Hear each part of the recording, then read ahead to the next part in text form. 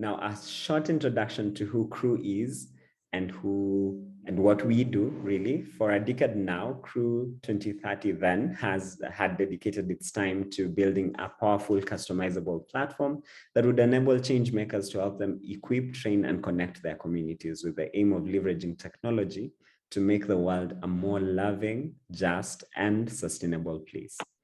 Now, last year, Crew 2030 transitioned from Crew 2030 to become Crew for All, who we are now, gifting the platform that we have to volunteer movement accelerators and education programs for free. And this is a new age for us, expanding our commitment to making our community management technology accessible to all movements and nonprofits across the world. Now, today, we are talking about equipping a new generation of social entrepreneurs. Now, all around the world, people face a myriad of challenges, social, environmental, and economic issues. And with the rise of social entrepreneurship as a concept and as a practice, organizations need to be properly equipped to tread the balance between, creating an impact and sustaining themselves. Now, today on this call, we are featuring the Greater Sam Foundation. The Greater Sam Foundation is a catalyst for positive change that focuses on nonprofit acceleration. I am sorry if you can hear the background noise. There's a baby crying in the background. Sorry for that. But today we are joined with the Greater Sam's Executive Director, Anna Taylor, who will help us break down really how the foundation enables early stage innovators and creates new solutions to all problems by providing tools, connections, and the assistance they need. Hi, Anna, how are you? Hi, Sam. It's great to be here with y'all. Thanks for having me, and I'm excited to kind of talk shop and talk about Crew. Thank you very much. Thank you, Anna, for joining us. Maybe at this point, you can introduce yourself and really tell us more about your work from a professional standpoint before we get into talking about the Greater Sam. Yeah, right on. So I live in Jacksonville, Florida, and I have been working in nonprofits around Jacksonville for just over 20 years. And a few years back, a friend tapped me to come and work for the Greater Sam. And I had been doing training and oversight for nonprofits around Florida for a while. And so helping them to problem solve and increase their effectiveness and raise money for their nonprofits and all that fun stuff. So what I get to do with the Greater Sam is that on a broader scale. And it's been a really fun transition for me to be on that funding and capacity building side of things for the last 5 years. Nice. Thank you for that. And could we pick it up from there and talk about the Greater Sam? Who is the Greater Sam as an organization? What is its mission, and really why the Greater Sam? Right. Why okay. So for any fans of mathematics in the call, the Greater Sam, the name comes from the whole is greater than the sum of the parts. That Aristotle quote inspired our founder to think about how to bring together nonprofits for greater impact and bring in volunteers to help them accomplish even more. And so our logo is the greater than sign and the sum sign. And our mission is supporting innovation in the nonprofit sector. We do that primarily by helping early stage nonprofits figure out how to sustain their programs financially and grow and hopefully scale their impact. So we run a couple of different programs. We run a virtual incubator on the Crew platform, which really goes into the finances of what are you doing? How are you raising money to do that? And how can you make sure that your organization continues to have enough funds and plan for growth? And then we run a pitch competition and a fundraising accelerator program where we match donations to the organizations that are selected for that accelerator. Brilliant. Thank you so much for that introduction. Now, in your experience, really, what are some of the issues that the Greater Sum deals with, and how does it engage with issues that are both a global priority and a local priority for all the people that you serve? Yep, great question. So, okay, first of all, we are a US-based organization, and since what we do is help people with like financial strategy in running a US 501c3, those are the organizations that we support. So our nonprofits, some of them work on a local level, some of them work on a state level, a national, and several of them work internationally. So there are unique challenges to each one of those types of work, but kind of the common ground is in the US IRS tax code, these are all 501c3 organizations. And then what really are some of the issues that you have seen be, common among the entrepreneurs that you serve? What are some of the issues that they're trying to solve across these domains? Well, okay, so the founder of my organization made the funding priorities incredibly broad, right? So when I got started, I was like, now Todd, education, environment, health and wellness, and community building, that's like pretty much everything. Are we, is there a way we could focus on something? And he just looked at me and he said, Anna, we don't know where the next great idea is going to come from. And that's kind of at the heart of the way we do our business is there are problem solvers out there, and they are addressing the issues that are coming up in their area of experience, in their community, in their area of expertise. And what we do is help them solve the problems that are common to the structure of a nonprofit. So like everybody, when you start doing something, right, to help your community, like maybe you just start doing it yourself as an individual and you're like, hey, this is working. And then you have to think about how to formalize that work, right? So you've got different options out there.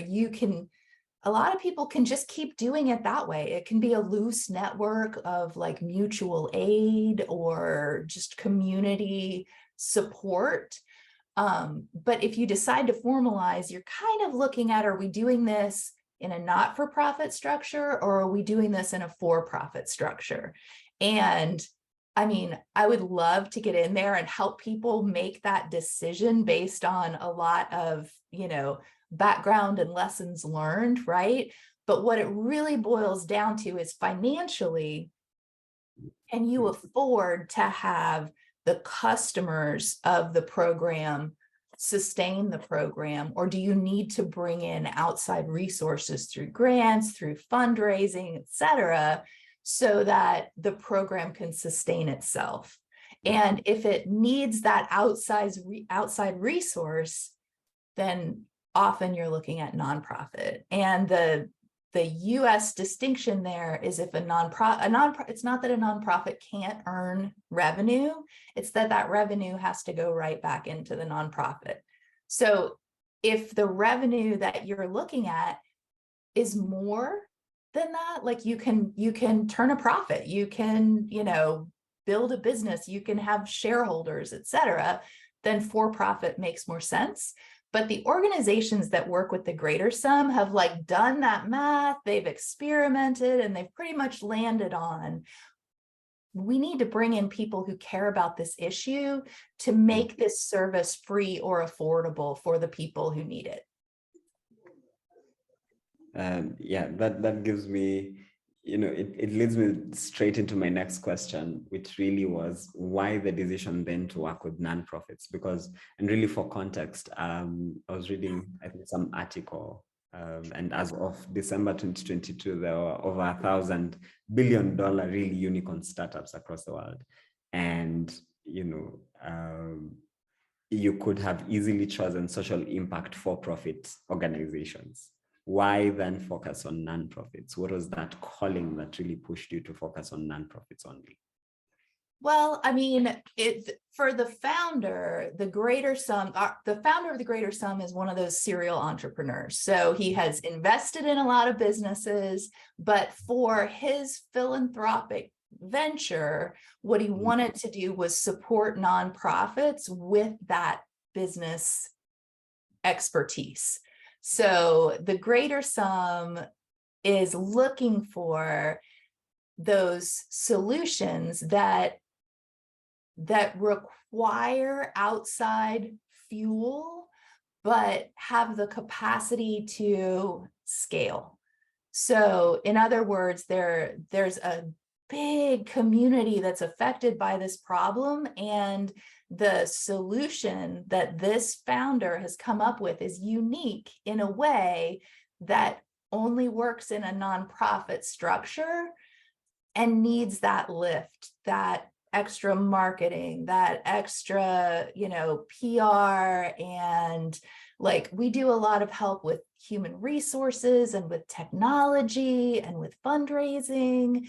And so we are helping nonprofits kind of not compete in a business setting, but use the terminology and the, kind of ways of assessing their impact and their strategy.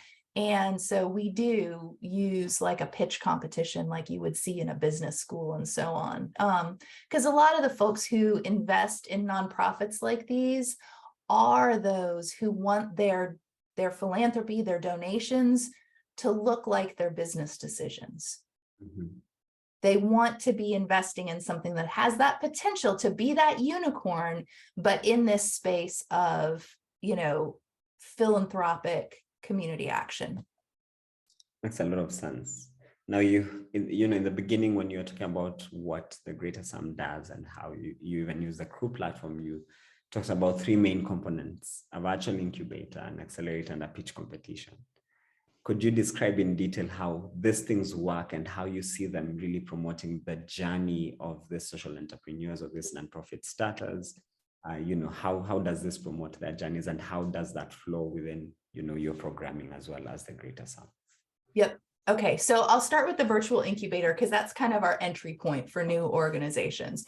The program is free. It's a 6-week self-paced curriculum on Crew. And what it really does is help a founder figure out their financial footing, right? So like, what does it cost to do what you do? And how long can you keep operating with the money that you have? How much do you need to be bringing in order to, number one, keep the doors open, but then number two, start to expand your impact, right?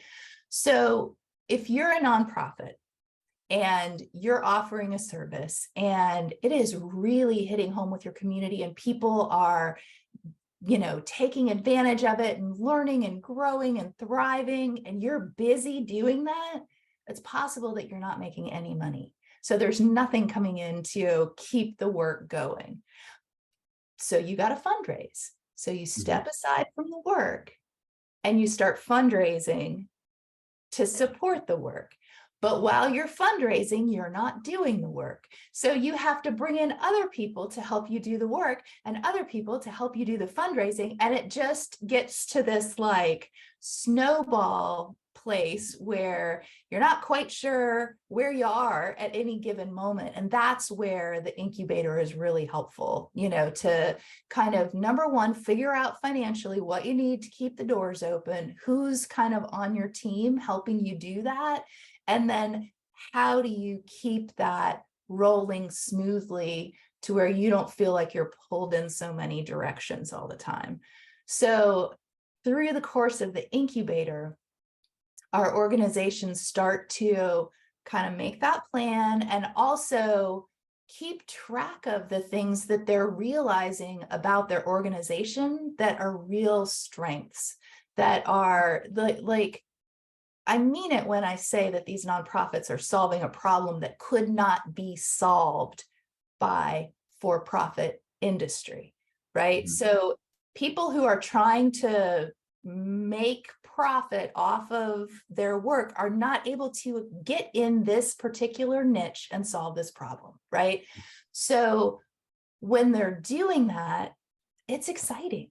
I mean, and they have amazing stories to tell. So our incubator takes this kind of turn into storytelling where you're really telling this story of strength and innovation. And when you use that in your fundraising efforts, it's not asking people for charity. It's not asking, like, could you give a handout to people who don't have what you have? It's like, this is amazing and you want to be a part of it. So we work that storytelling, and that builds into our pitch competition. So a lot of people go through the incubator solely as an educational experience, and they are not excited about that pitch process. But for those who are, they take that story and they do first just a video 2-minute pitch that says, like, this is what we're doing, this is how, this is what we can accomplish with your help. And our reviewers select finalists, and those finalists deliver a full, like in the business world, they call it a pitch deck. It's like a presentation about what you do, why it's needed, how you're accomplishing it in a way that competitors, for lack of a better word, can't accomplish it, and then what's coming up in the future for your organization. So that pitch competition gives those scalable, innovative nonprofits a platform to say, this is what we're capable of, and this is why you want to be on board. So then the pitch competition, we do cash grant prizes, and we also select from those organizations who pitch cohort for our accelerator. And the fundraising accelerator does just that. It speeds up their access to funding and gets them ready for impact at a greater scale, right? So we do 6 weeks of training about fundraising, and then we run an online fundraiser and we match the donations to those organizations. So we just wrapped up at the end of December. We had 4 organizations in our cohort. We raised $20,000 online, matched it, distributed it to those organizations, and now I'm starting back up with a new round of virtual incubator. We've got a January, February cohort right now, and our application is open for March, April, and May, June. Sounds really exciting. I like the model that you're using, really bringing what brings money in the for-profit world to bring that knowledge and bring that skill set really into the non-profit world.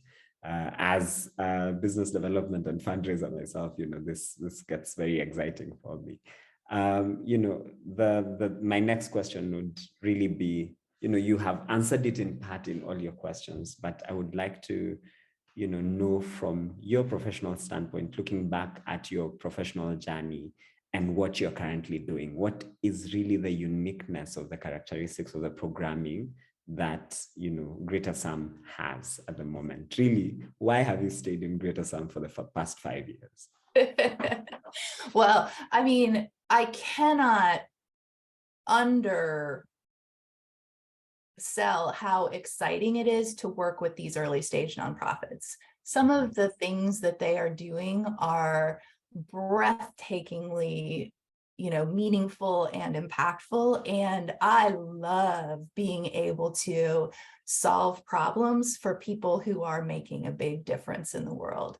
So that's why I stick around. Now, my volunteers stick around because they have an area of business expertise that they're using all the time in their regular lives. A lot of them are corporate, some are academic. And then every once in a while, I call them and I say, hey, can you talk to someone who is doing this exciting thing and has a small problem with your area of expertise?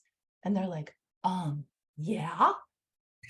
Right? Like that's like getting the call. You're going to the show, right? So they get to help someone solve a problem that is uniquely, theirs to help with. And then know that those exciting impacts are continuing on unfettered by whatever that frustrating, like HR problem or like tech problem was that was holding them back.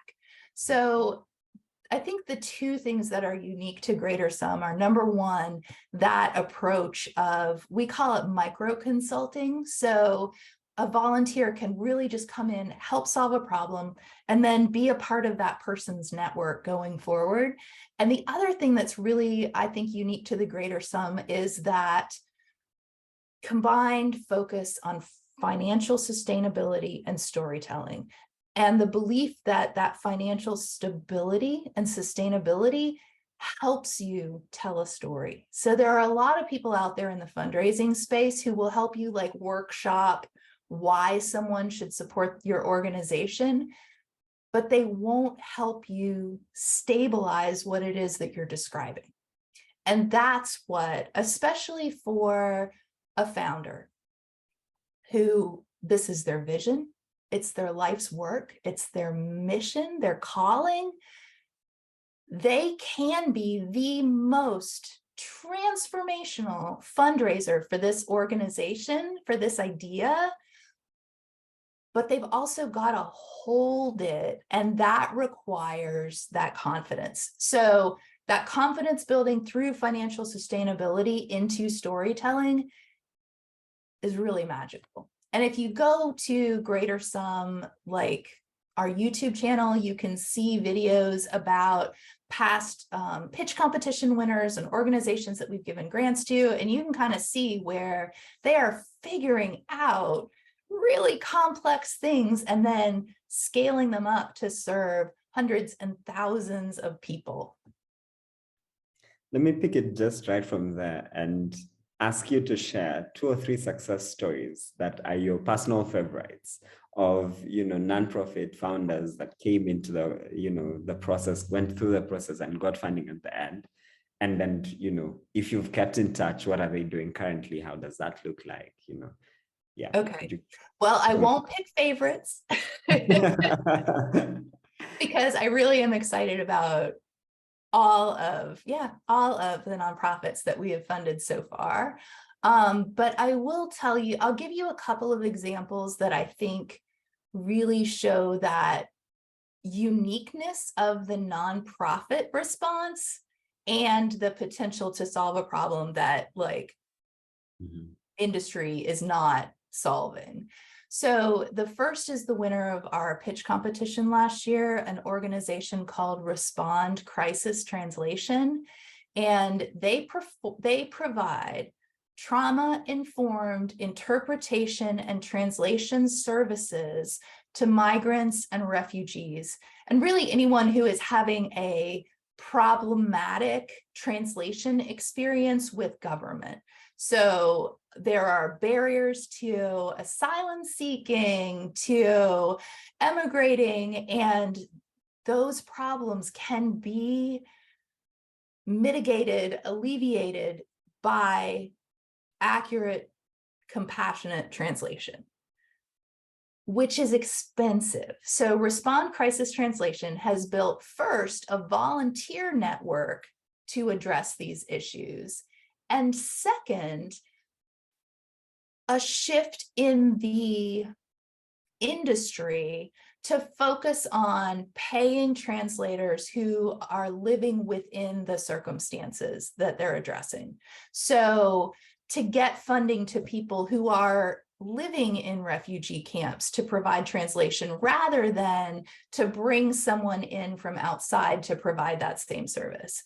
So not only have they marshaled a huge international force to address an issue, they've also said there's inequity built into this model and it's not where we're staying. We're moving towards paying local experts to do this work. So that has been really exciting to see. And through the Greater Sum Incubator and the fundraising accelerator, they've been able to expand their fundraising department. They've been able to network with other nonprofit partners, and they've been able to kind of workshop some of those stages of expanding and budgeting for their vision of work for the future. And we're just really excited to have been a small part of that. Thank you. That is indeed a beautiful, beautiful story. And, you know, they're doing such incredible, important work for these people. Now, again, I'm also wondering, what have you learned working with these nonprofits within the accelerator programs? Because, you know, you really push them to think through some of the things which most nonprofits don't think through, you know, putting together pitch decks and so on, and really even getting into the pitching phase. So what are some of the lessons that you have learned from this? And if there are any intertransferable lessons that you think could be applied to other sectors, you could also share as well.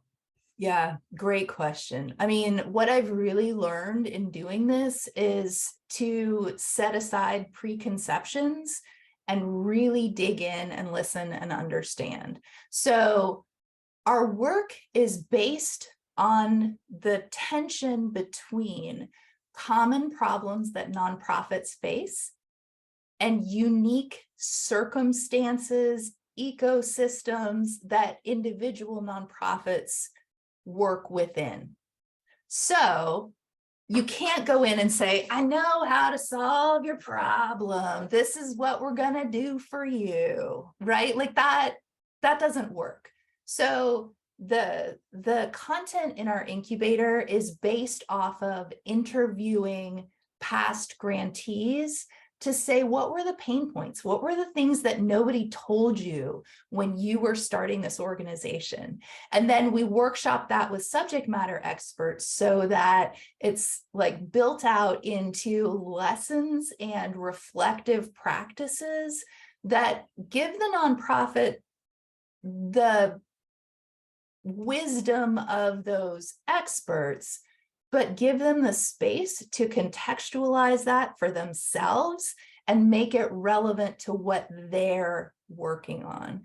And I think that that is a problem that, you know, anyone who's going in any kind of a consulting capacity, a review capacity, oversight, like it is such a mistake to assume that because you know how something works in one place, in one time, in one context, you can translate that word for word to a new one. And that is like a delicate balance that I've really come to not just understand, not just accept, but really value in my work with Greater Some nonprofits. Yeah, contextualization is definitely very important. We have gotten to that point of the call where you share your screen and showcase how the virtual incubator looks like. You have plenty of potential fellows on the call as well. Wonderful. Who would Okay. like to get into the program. Yeah. All right, let me find my, where is it? Let's see. This is the application for our virtual incubator. And I will put that, we'll put that in the chat before I forget. I didn't set that up intentionally, but I'm glad it gave me the reminder to do it. So the link to the application is in the chat. And are you guys now seeing my crew dashboard? Yes, we are. Okay. So this is where we onboard new virtual incubator participants to the platform. When they finish the incubator, they change their status to alumni and they have continued access to the modules that they went through and the events and the conversations on the platform. So as a incubator participant, the incubator tracks, let's just grab the accounting module. The incubator folks go week by week. They have a week to do this module at their own pace. And then we have a peer chat. So in the peer chat, everybody in that cohort is getting together to talk about their experience with this topic. So in the nonprofit one, we're talking about how to, manage your cash flow, develop a budget, follow your budget, adapt if you're over budget or if you're under budget, right? And then we have like a basic quiz about the knowledge, reflection questions to kind of think about like, where are you on this now and where do you want to be? And then these build your pitch sections are the parts that I told you, like write down where you're strong, where you're visionary, get it logged. And then when you start building whether it's a pitch deck, whether it's just a verbal presentation you're going to give to a potential funder, or whether it's a grant narrative, really what you're doing here is laying out your argument for why your organization is a good investment. So folks go through these modules, and then our events, we have the incubator peer chats. We have, we call them fika, which is Swedish. It's like a coffee break at work. And almost every organization that we work with works remotely, right? So like they have team members all over the country, they have different locations, or they are completely online. So we pull this in to our, online house and just like grab a cup of coffee, have a snack. Sometimes we talk shop, sometimes we talk like just pop culture or what's on people's minds. Someone will pop in and say, this weekend is my grandmother's birthday. And then we all, and just like talk about family, right? So it's just half an hour with your peers. So we love the fact that like here we have a couple of participants from this year's cohort. We have past cohorts, we have volunteers. This is a way to bring just a surprising cross-section of Greater Sum together. And then we also, our volunteers have their own content here. So like here's the part of our volunteer orientation that focuses on engaging on the Crew platform, right? So like volunteers learn this stuff, they sign up for things, and we use the messaging component. I send out like kind of a weekly, it's usually not, to be honest, weekly when we don't have an active incubator running, but a pretty consistent update to our current participants and our alumni and our volunteers, just kind of shouting out what's going on the platform, resources to take advantage of. And I keep an eye on these trending conversations so that I can dip in and, sometimes send someone else in who has that area of expertise to talk about topics.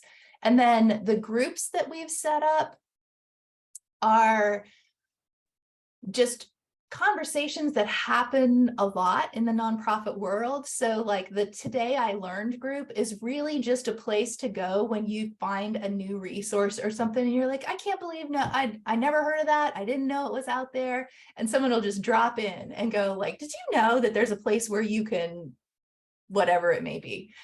So those groups, we have alumni and volunteers who are active there. And then the current incubator cohort is pretty much just active in those tracks until they become alumni. Oh, and I wanted to mention, like when we started this, it was only the incubator participants who were in here. We kind of brought the alumni, brought the volunteers on as we started to have like capacity and know the program better, the platform better. And that's been really fun. And then recently, we added in the badges, right? So like when I was learning this, I was like, I do not have the bandwidth for this, but now I've got it set up so that when you go through the incubator, you get like a little congratulations after every module so you can track your progress. And then with our virtual incubator graduate badge, that's going to, well, it doesn't trigger in the platform, but it triggers for me to change them to alumni status. And we also send out an email that says, like, take this out into your working life. Like, tell people you've gone through a financial strategy curriculum, you know, like you have this experience and expertise. And that's pretty much it. That's brilliant. Thank you for, bringing that out. And in fact, very, very well. I can see on the call, we have a couple of new grantees and a couple of new users of the Crew platform. So I think this was also very inspiring for them. I have a couple of questions from the chat. Then we have maybe 7 minutes to close. So if anyone has a question, feel free to put it on the chat or raise your hand, and I'll be sure to give you an opportunity to ask. But to start us off, putting all this together requires really, or to me rather, requires a lot of partnership with your volunteers, partnership with alumni, partnership with, really whoever is bringing the content together, and so on and so forth. So how does the Greater Sum partnership strategy look like? And how do you keep your partners always, wanting to come back and support more nonprofit founders and social entrepreneurs? That's a great question. And, to be totally transparent, this is one of the things that we're working on right now, because right now I am still kind of a maybe too critical part of the connections, right? Like, Crew has been incredibly helpful in that respect for us, because conversations can happen without me directly facilitating them. We're not quite at the point where volunteers feel empowered to say, you know what, I'm going to set up a Zoom about this. But that's where we're headed, is that, like, it doesn't have to be me saying, hey, could you do this? I'll set it up for you, send you a Zoom link and facilitate it. But, the volunteers really kind of feel like, yeah, this is needed and I can do it. But in terms of partnerships, the partnerships that I'm working on right now are with other funders. Our program is really focused on that early stage of an organization. And what we want is for folks to take that incubator graduate badge, show it to other funders, and have them go, right on. That alleviates some of my concerns about, are you a fly-by-night organization? Are you, really going to steward this donation and get it to the issue that it's my mission to solve? So that's where I'm working most heavily right now, and Crew has freed up my time to do that. So I'm really, really grateful for that. Yeah, thank you for that. I can see a chat, a question on the chat by Robert, who asks, and I guess this is, again, in your opinion, how best you can strengthen the relationship between you and your partners as a nonprofit. Again, you can use this from your professional standpoint, from your previous experiences as well. Yeah. Yep. I'll say two things about that. One is, as a communicating out person, we have a tendency to feel like, I said that, it's done, I sent that to you. And as a communicating, as a communication receiving person, you're getting thousands of communications. And, like, you have your own learning style, you have your own schedule. So, like, I literally sometimes delete hundreds of promotional emails at once, right? And if a newsletter's in there, and on a better day, I would have been like, ooh, Greater Sum, and I would have read that newsletter, but, not today. Well, then that person didn't get your message, right? So think about the different ways that people communicate and try to catch them on their social media, catch them on their email. If you've got a partner population that wants to get something tangible in the mail, you can't just send emails and be like, I don't know why they're not reading them. When you actually do know why they're not reading them, it's because that's not their preferred channel. And then the biggest part is just the human connection. So sometimes technology helps us make that human connection, but that's what really turns those like one-time support connections into a partnership. Is there's back and forth where they understand that you received their support, used it in a meaningful way that had an impact. So that means kind of recognizing what they did and showing them what impact that had. Brilliant. We have now just about 2 minutes, and I would ask you, what would be your advice, having worked with all these nonprofit founders? What would be your advice for all these founders, all these people who work in nonprofits, who are in that very cycle that you described? Work, and then realize, oh, we have no money, and then fundraise, and then we still need to work, and so on. What would be your advice? Well, I mean, first of all, thank you for doing what you're doing, because, when people get to that busy stage, it's because there's demand for what they're doing, and, you're making a difference. But what I would say in terms of advice is,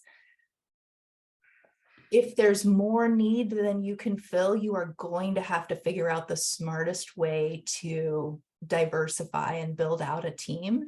And that means figuring out what you do well and what other people can take over for you. So that can be really hard, but it is worthwhile. It can be slow going to teach other people how to do what you do, and that can be frustrating, but it's a long-term investment. And just remember the thing that brought you to this work and check in with it. Are you still accomplishing what you set out to accomplish? And is it still meaningful to you in that same way? And if it's not, you are going to get tired and you are going to get fed up. So bring in the help that helps you keep doing that. Brilliant. Thank you so much. This brings us to the close of this conversation. And then just before we close, allow me to mention a couple of things. First of all, a big thank you to the Greater Sam. A big thank you to you, Anna, for honoring our invite, for sharing your story, for sharing, what you do, and, for all the work that you do to the communities that you serve. This has been the third call within our Crew Connections and Shared Wisdom call in the 2022-2023 series. We shall be hosting our next Connection and Shared Wisdom call. We call them CSW calls, on gamification for program design and community engagement in March, early on in March. The call shall be held on March 2nd at 10:30 a.m. Pacific time. I will share all that details to all of you. Now, of course, remember that Crew for All, we are here to support you. We equip program leaders with our community platform to make the world a more loving, a more just, a more sustainable place. We can help you to bring your community online, engage them with content that inspires them to action, really expand your scalability and reach, and also help you manage your programs and fellowships with increased efficiency. If you would like to learn about our programs, please feel free to hop onto crewforall.org and also connect with us on social media at Crew4All on all the platforms. Anna has also shared her email in case you have any questions that you feel like you need to ask. It's anna@thegreatersam.org. Thank you very much. And until March 2nd, have a great morning, afternoon, evening, really wherever you are. And May you receive all the desires that you need to fulfill the work that you're currently doing. Thank you and goodbye. Bye, everyone.